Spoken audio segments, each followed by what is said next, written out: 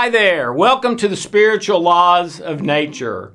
And what I'm going to share this week is not a trick, but it is often kind of like flipping a switch that dramatically can shift your daily experience from negative to positive.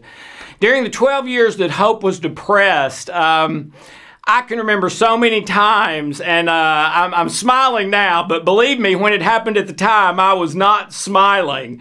Quite the opposite. But I can remember a number of times where I would hear a thud, from another room, and then maybe a yell or a scream from Hope. And so when I heard that, I'd go running into the room, "Honey, are you okay?" And there'd be a book she'd been reading laying on the other side of the room on the floor. And occasionally a picture knocked off the wall or candlesticks broken or knocked over or something like that.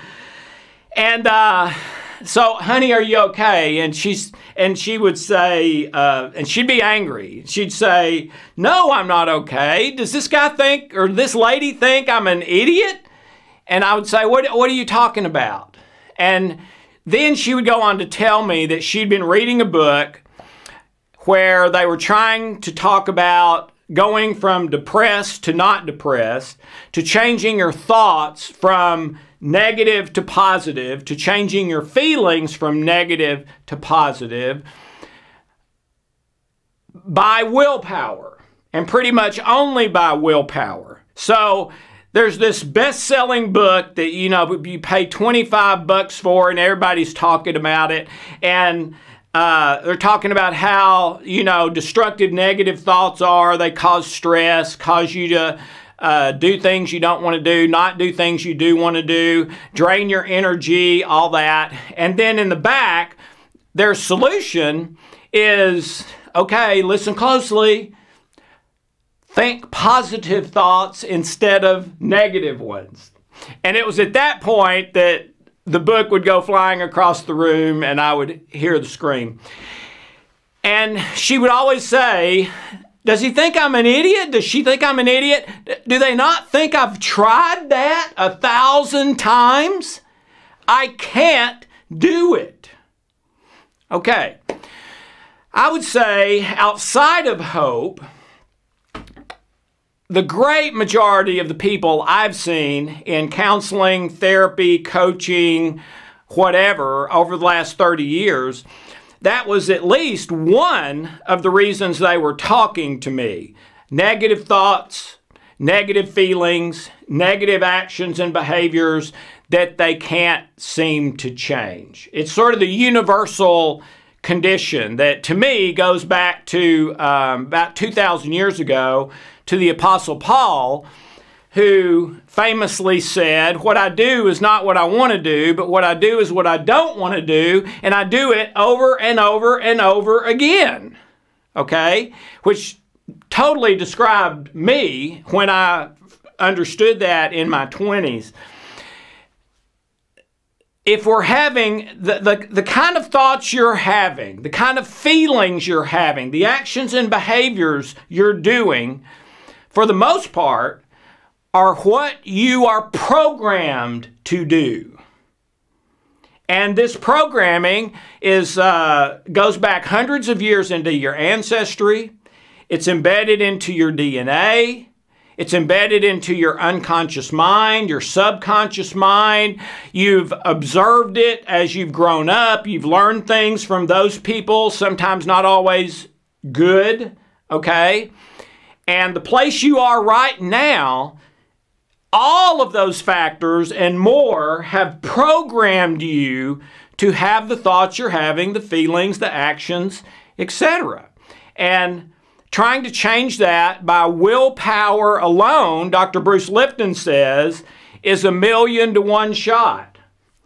I might say it's more than 1 in 1,000,000. Maybe it's 1 in 100, 1 in 1,000, but very, very few can significantly change that. That's why one of the things with law enforcement, I had a good friend who was in the FBI for 30 years, is people don't change. Okay? And I've and I've had some really fun conversations with him about that. And he will not come off no, they may change for 6 weeks, they may change for 6 months, they may act like they've changed, but inside what's going on, people don't change. Well, there's a lot of truth in that, but I think the reason there's truth in it is we don't know how we got to the way we are. We don't know what the control mechanisms are, and we're trying to change it the wrong way. Okay? So, one thing that came to me in prayer, I started using it with my clients and has worked like absolute magic with my clients, is changing those negative thoughts, feelings, actions into a prayer, or doing it as a prayer first. Okay? And here's how it works. Maybe the first few days I would carry around a pad and paper.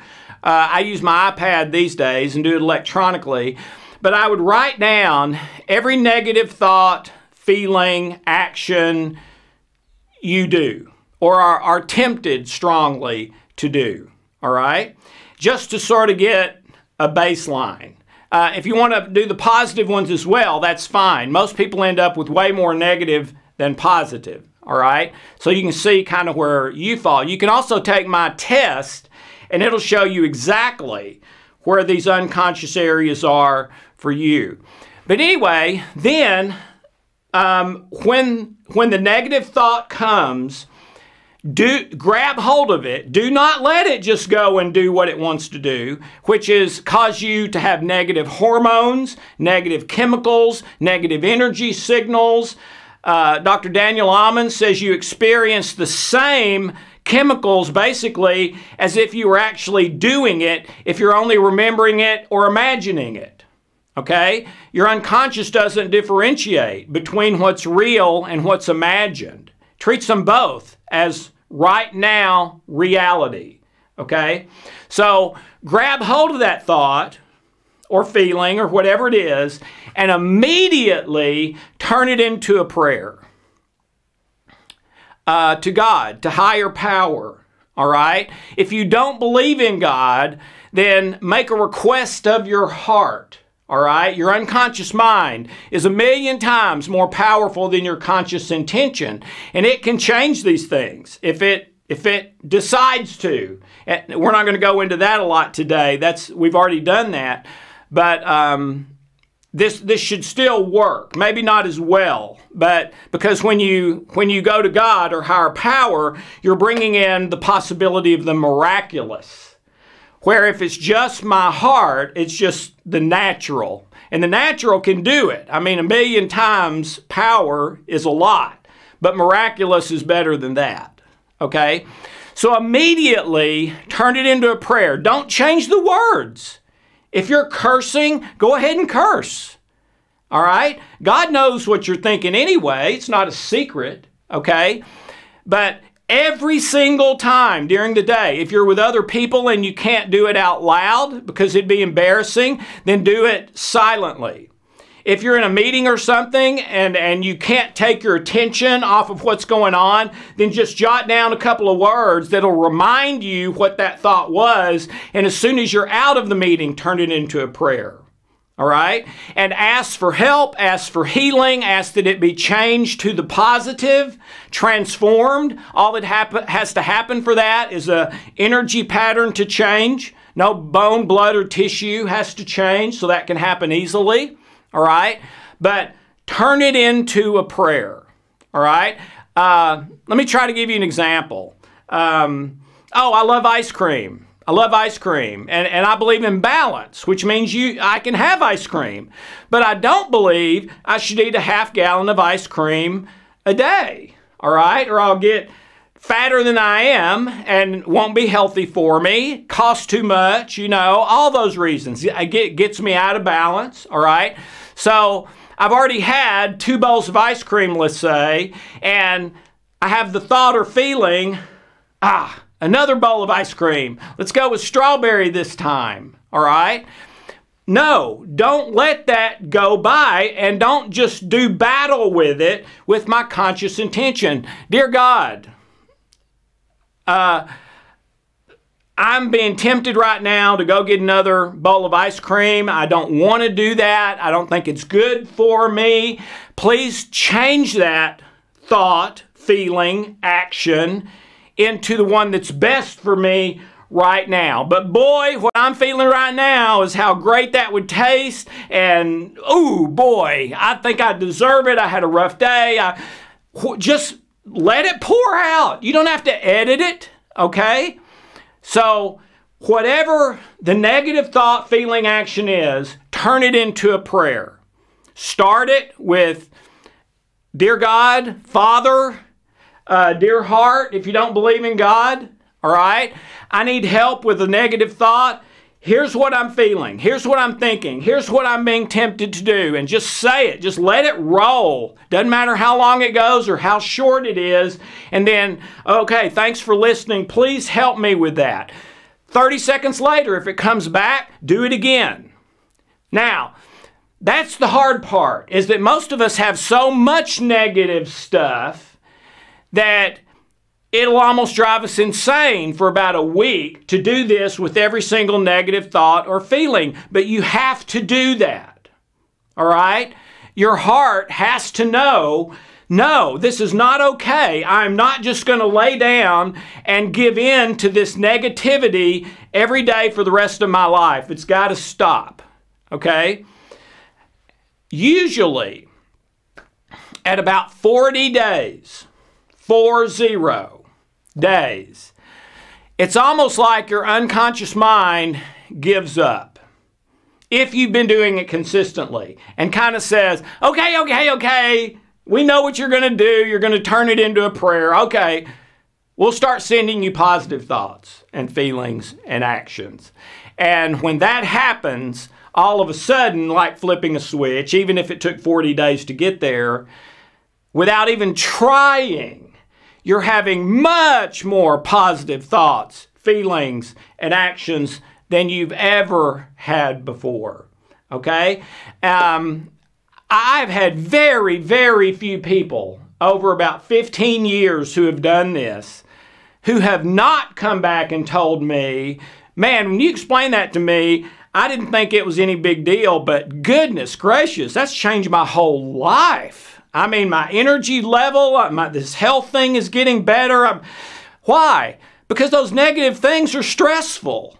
So when it switches to the positive, those are not only not stressful, but you've got oxytocin releasing, endorphins, peptides, your immune system's working great, etc. Okay? If you need a metaphor, go watch Fiddler on the Roof. And watch how Tevye prays. He basically opens a prayer in the morning with God, a conversation, and just continues it all day long, whatever's going on. And that has worked really well for me too. One of my favorite books and authors is Reinventing Medicine by Larry Dossey, MD. He's written several other great books too. But in this one, he cites several double-blind studies on prayer that absolutely show a dramatic, positive effect and impact from prayer consistently. And I believe that. I believe that prayer is in the spiritual realm. It is calling on the supernatural, which is where miracles happen. So, to me, this is not a gimmick at all. It's using a tool, prayer, that is one of the most powerful tools we have. I've been asked over the years, what is the number one thing you recommend? Is it the healing codes? That's what most people would think. And every time I think, I've given the same answer. Number 1 through 9 is prayer. Maybe the healing codes start at about 10, okay? I've had the most dramatic impact in my life and transition and metamorphosis from prayer than anything else. And it is the most important thing to me that I do every day. So give this a try. See if it doesn't transform your life as well.